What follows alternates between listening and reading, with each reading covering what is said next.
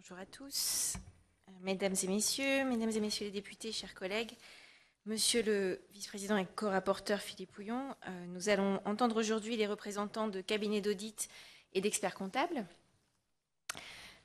Pour l'association de cabinets d'audit ATH, monsieur Pierre Godet et madame Marie-Laure Partenay, et pour le cabinet PricewaterhouseCoopers, madame Marie Suppiot.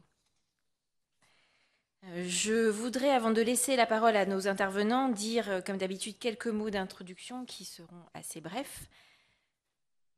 Les cabinets d'audit et d'experts comptables ont, nous le savons, un rôle très important à la charnière entre les entreprises et leur environnement, puisqu'ils sont à la fois en position de conseil vis-à-vis des entreprises et d'informateurs, si j'ose dire, vis-à-vis des investisseurs et plus généralement de l'ensemble des parties prenantes de l'entreprise. C'est à ce double titre que nous voulons vous interroger aujourd'hui.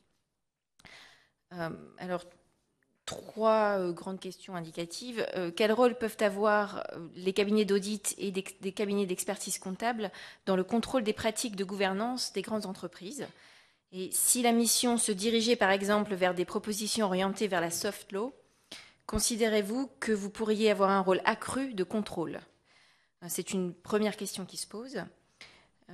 Quelles sont les zones d'ombre dans la gouvernance actuelle des entreprises françaises? Deuxième question qui se pose.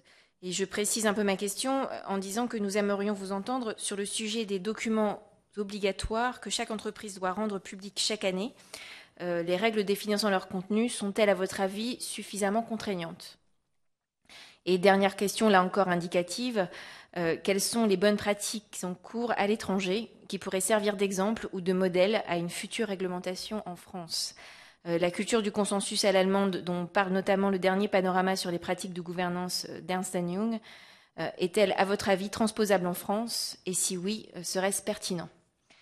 Alors, je laisse la parole à chacun de nos intervenants pour un exposé liminaire d'une dizaine de minutes, à l'issue duquel mes collègues et moi-même aurons sans doute quelques questions à vous poser. Et je rappelle que conformément à la lettre que nous vous avions adressée, cette table ronde est ouverte à la presse et fait l'objet d'une retransmission en direct sur le canal interne et le site internet de l'Assemblée nationale. Et les enregistrements resteront ensuite accessibles à la demande pendant quelques mois. Merci.